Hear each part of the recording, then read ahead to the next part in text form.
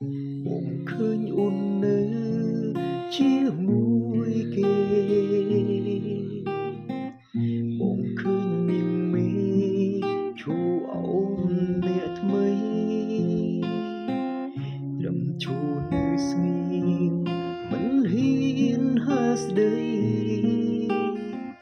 មិនទាន់ធ្វើអ្វីត្រឹមមើលពី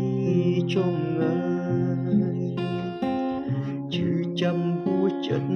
ខ្លាញ់ការគិតម្នាក់ឯង